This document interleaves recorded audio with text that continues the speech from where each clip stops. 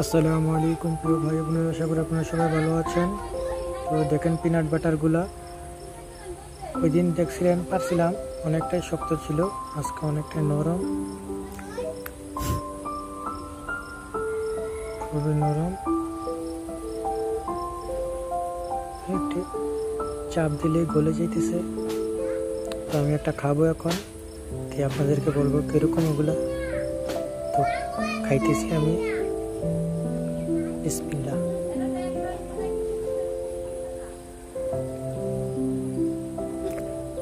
হালকা মিষ্টি ভাব আছে।